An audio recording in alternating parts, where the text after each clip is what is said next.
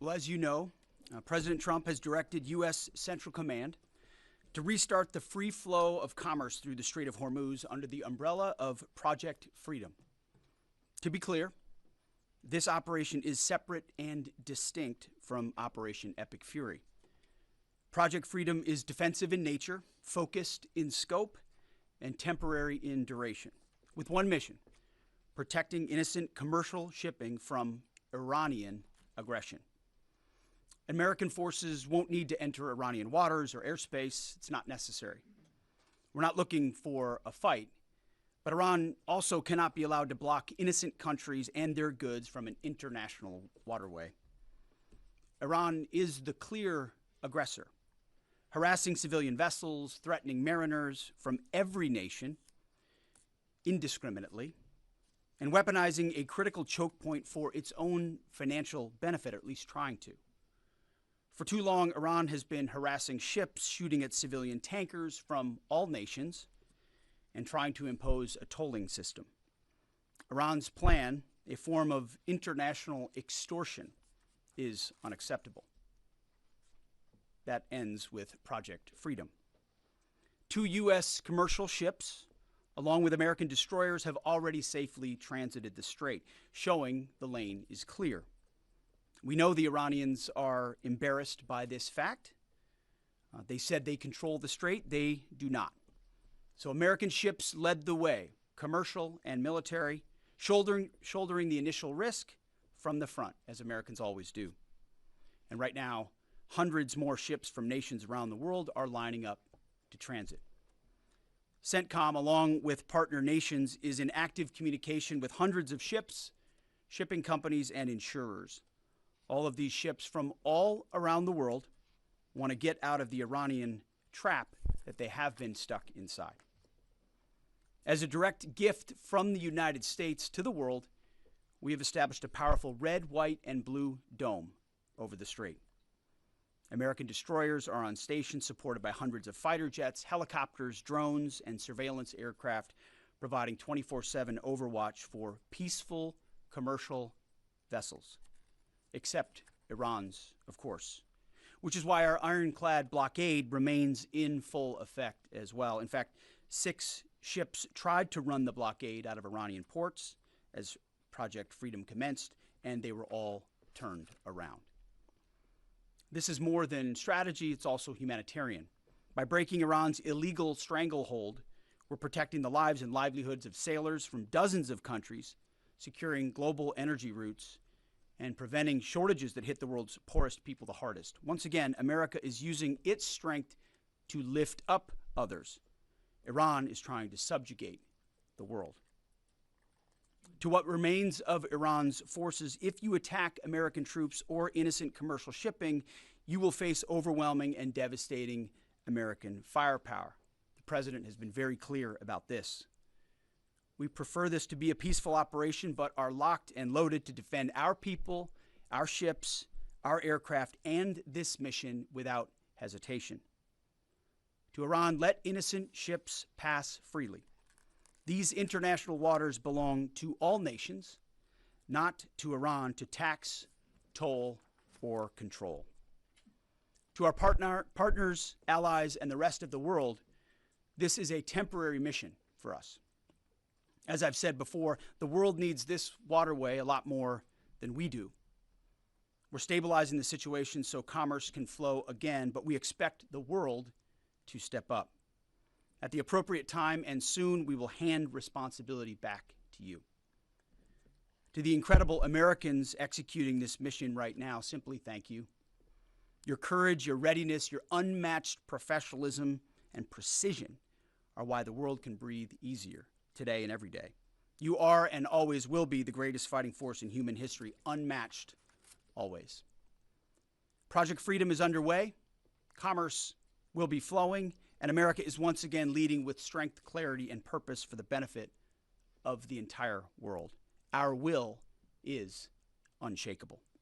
God bless our troops, and God bless the mighty United States Navy as well. Mr. Chairman, over to you. Thank you, Mr. Secretary, and good morning, everyone. Thanks for being here. On Sunday, at the direction of the President, CENTCOM initiated Project Freedom with the objective of facilitating the safe passage of international commercial shipping through the Strait of Hormuz. Over the past 7 weeks, Iran's repeatedly threatened and attacked commercial shipping in the Strait in order to effectively cut off commercial traffic and damage the global economy. By obstructing one of the world's most critical maritime checkpoints, a vital transit route for approximately 1/5 of the global oil consumption, Iran is weaponizing the global supply chain. This action disregards established navigational rights and the law of the sea, and the regime led by the IRGC is effectively attempting to hold the entire global economy hostage. Let me give you an update of the last few days of activities, and if you take a look at the map here, as the Secretary said, the United States has established Project Freedom to open up the Strait of Hormuz. This graphic highlights the kinetic engagements that the Iranians have attempted to make or have taken against the region. The green dots and blue dots show the groupings of commercial, cargo, and tanker vessels, and the United States has established a significant presence over the strait here in order to open up the free flow of commerce, noting the blockade still continues along the eastern flank. The map shows the examples and samples of Iranian attacks against commercial vessels in the strait, as well as the Gulf of Oman and up in the Arabian Gulf. Since the ceasefire was announced, Iran has fired at commercial vessels 9 times and seized 2 container ships, and they've attacked U.S. forces more than 10 times, all below the threshold of restarting major combat operations at this point. You can also see the group of tankers and cargo vessels in the U.S. blockade line, as I mentioned. As a result of Iran's indiscriminate attacks across the region, embarked on more than 1,550 commercial vessels trapped in the Arabian Gulf, unable to transit. In addition to shipping, Iran has continued to deliberately attack its neighbors. Just yesterday, Iran attacked Oman once and the UAE 3 times, including an attack on Fujairah oil terminal, which was successfully defeated. They also launched cruise missiles, drones, small boats at U.S. forces defending commercial shipping in the Straits, and United States Navy MH-60 helicopters and Army AH-64 Apache helicopters successfully defeated those threats. Thus far, today is quieter. Let me describe this defensive operation just a few clicks down for you. As the Secretary said, Project Freedom is designed to protect commercial shipping and help restore the flow of commerce through the strait and sustain freedom of navigation. CENTCOM has established an enhanced security area on the southern side of the strait that is now protected by U.S. land, naval, and air assets to help defeat further Iranian aggression against commercial shipping. I'd like to share a little bit more about U.S. capabilities, but for operational security purposes, I'm not going to get into specific details out there.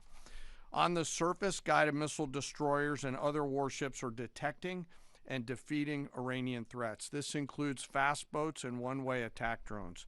In the air, more than 100 fighters, attack aircraft, and other manned and unmanned aircraft, synchronized by the 82nd Airborne Division, are in the air 24 hours a day, providing defensive overwatch for the enhanced security area and its approaches that I discussed.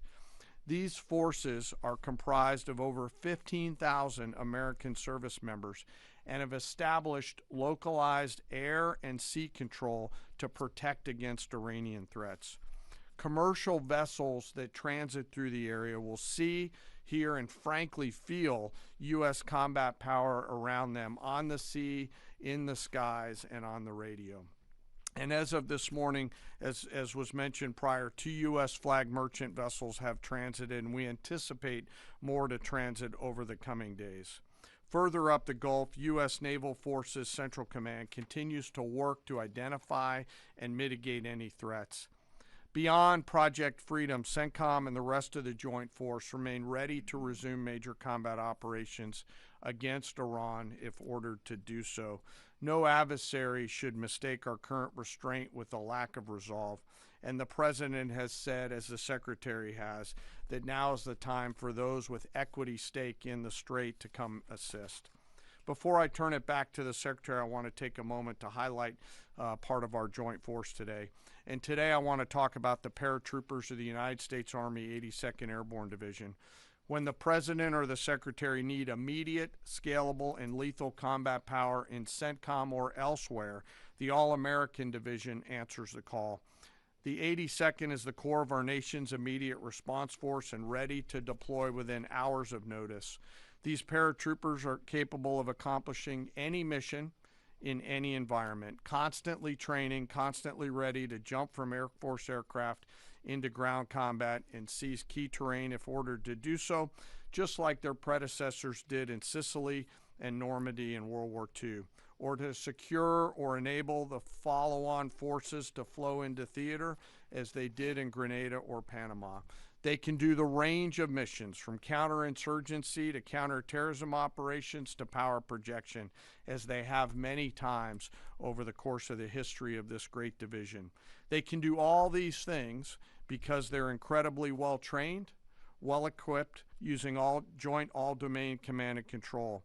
They use next-generation tactical networks that are AI-enabled to augment intelligence and operations, and they seamlessly synchronize all of these effects and are doing so in support of Project Freedom as we speak. The relentless focus on technical innovation allows the commanders out there in the field to see, sense, and understand the opportunities that are in front of them, along with the associated risks, and make smart decisions out on the objective. With incredible courage, tenacity, and grit, they are going all the way every day, and whenever the nation calls on them, they are there to answer the call. We are grateful for their service and their leadership. Lastly, before I close, as I often do, I want to remember some of our fallen.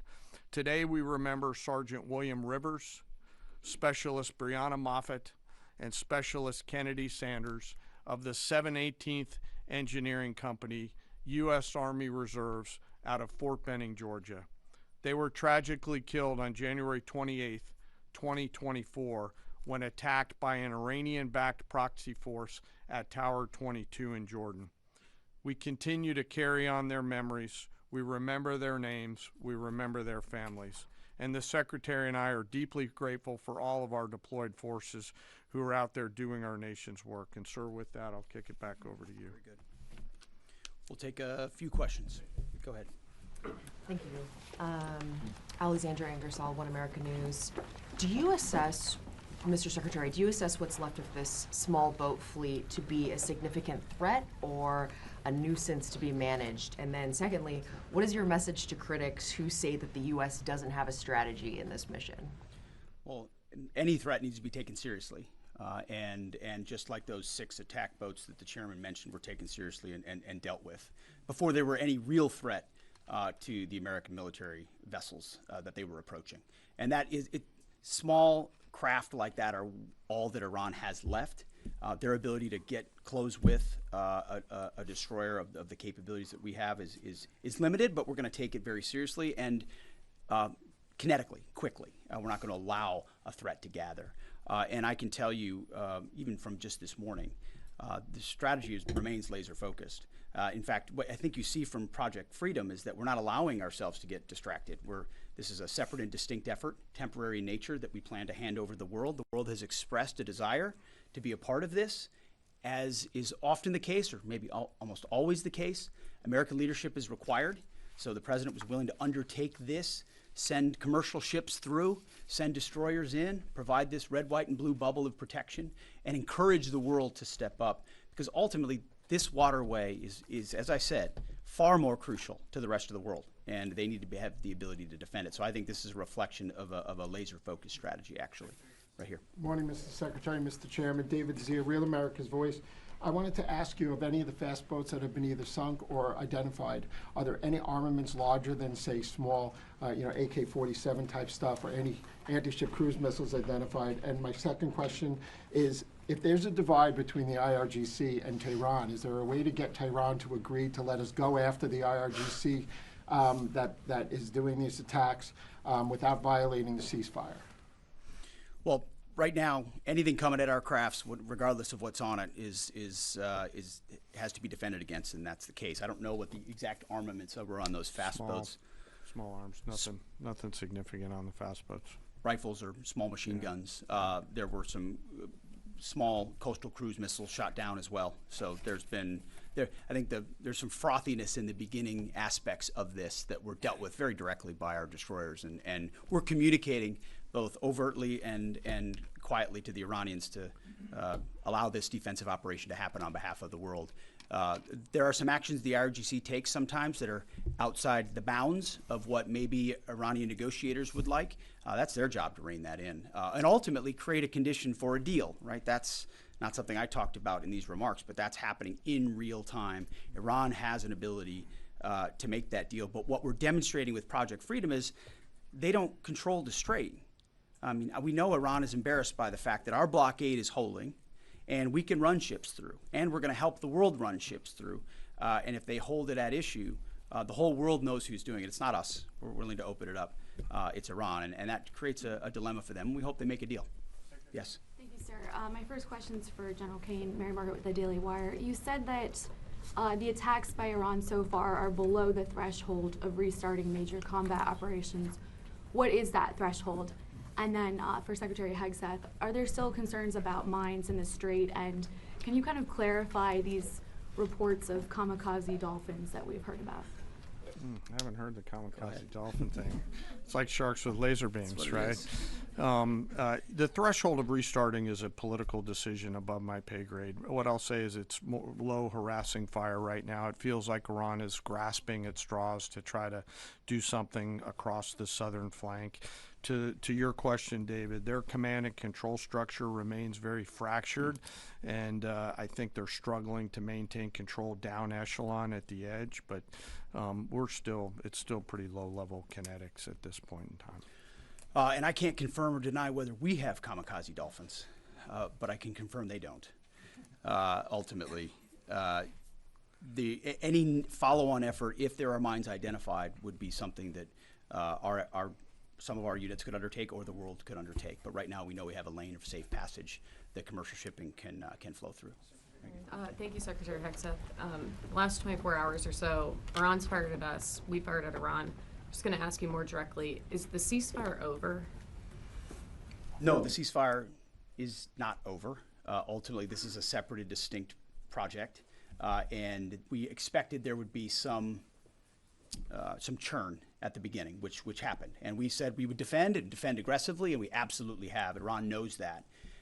And ultimately, the president's going to make a decision whether anything were to escalate into a violation of a ceasefire. But certainly we would urge Iran to be prudent in the actions that they take to keep that underneath this threshold. This is about the straits. This is about freedom of navigation. This is about international waterways.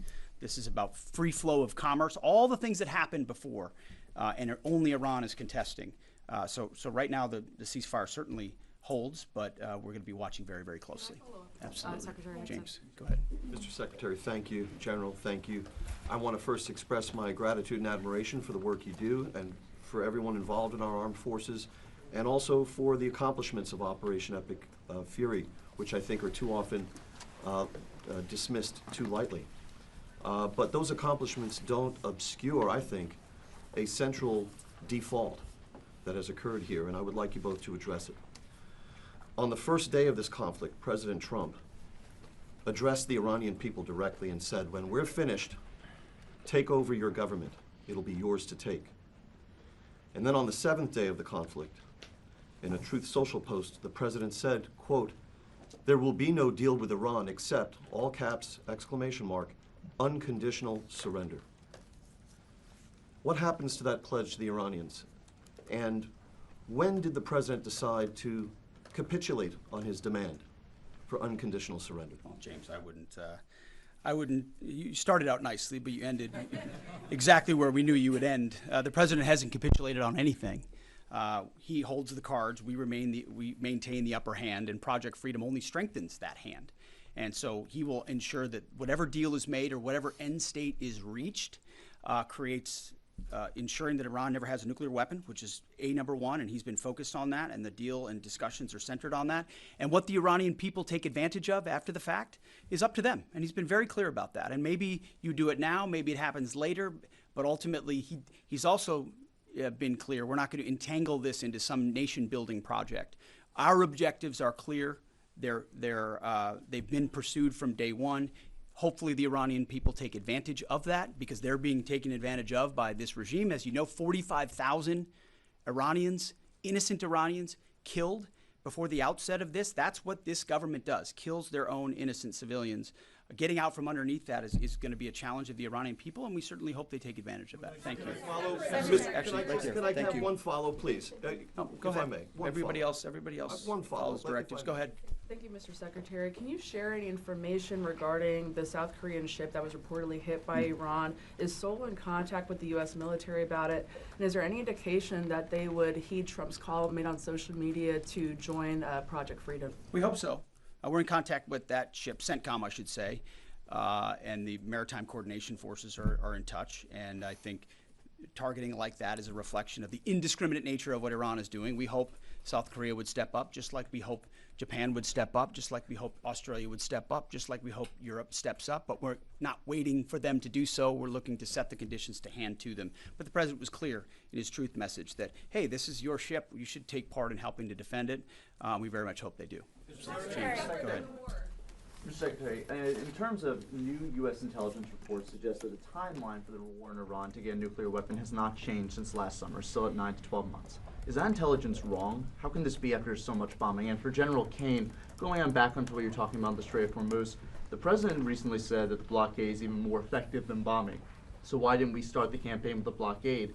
And initially, how many planned ships do you plan to escort or take through commercial ships to the Strait of Hormuz today or in the coming days? Well, we don't discuss the specifics about intel, and anybody that does shouldn't be, and I can't confirm or deny whether that is indeed correct. Speculation, as far as I'm concerned, coming from you. But ultimately, what Operation Midnight Hammer did in the obliteration of those facilities was set back their program. And then, because of the efforts of that 12-day war, the president was able to recognize that this threat, while they continued to seek nuclear capabilities, their will was still there to seek a nuclear bomb. Ultimately, they were creating a conventional umbrella of so many missiles and so many capabilities that no one would want to challenge them. Think of the North Korea. This is the North Korea strategy, We have so many conventional capabilities, you won't do something about it, and underneath that, we're going to develop more nuclear capabilities. So the will was still there. President Trump had the courage to say we have to dismantle and take on those conventional capabilities while the nuclear facilities are watched 24/7 and overwatched, and we will ensure one way or another, hopefully Iran chooses a deal, that they give up those ambitions, give up those capabilities, and we're able to confirm that every step of the way. So that has been, President Trump's been focused on it. He's set them back like no other president. He ripped up the terrible deal that would have given them a bomb. He took care of it in Midnight Hammer. We're watching it right now, and ultimately feel good about the fact that the end state will ensure that Iran never has a nuclear weapon. Go ahead. Sir, I'll let CENTCOM talk to the number of ships they're going to take through because they're the nearest ones to talking to the commercial shippers, and I don't want to get out in front of them. On the order and sequence around the military objectives, that's a decision the President and the Secretary go get us at, and at the time we were focused on the primary objectives that were in front of us. Thank you. Ryan Morgan with the Epic Times. On Friday, President Trump notified Congress that the hostilities that began on February 28 had terminated. That came on the deadline of the 60-day war powers deadline.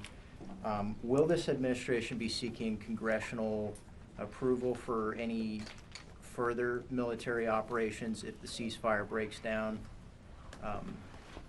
Our view is the one you described, that ultimately with the ceasefire, the clock stops. If it were to restart, that would be the president's decision.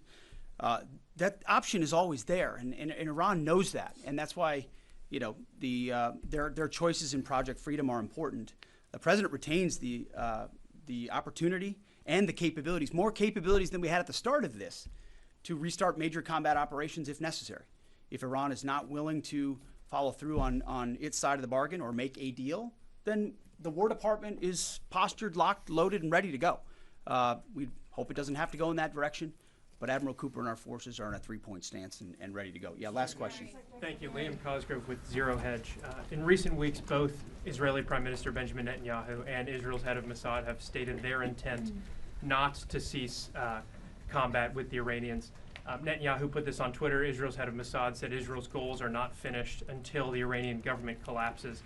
And so they're referring to the government that President Trump has brokered a ceasefire with and is working on a lasting peace in the region with. And so that's, you know, something many Americans, especially American farmers, are hoping he does get to a lasting peace. And so if President Trump is successful in that, and the Israelis are explicitly stating their intent to continue fighting at a later date, how can you ensure America doesn't get roped back into a war if that comes? And secondly, with Netanyahu comfortable tweeting something like that out, and also Netanyahu has continued bombing Lebanon despite President Trump explicitly telling him not to. I would say your question is based on the false premise that somehow President Trump is being pulled in by Prime Minister Netanyahu to any of these actions. And that's where you're going. Just to be clear, President Trump has led at every step of this based on his view of American interest and America first. And we're grateful that Israelis have been very capable partners at many steps of this. And they may have some objectives at times that are slightly different than ours. But there's only one hand on the wheel ultimately directing this, whether it's Project Freedom or previously Operation Epic Fury, and it's President Trump. So we're grateful for their input, their insights, the existential nature of the threat they face from an Iranian bomb, the capabilities that they can bring to that, but ultimately the coordination will happen with the leadership of President Trump. Thank you very much. I appreciate it. Thank you.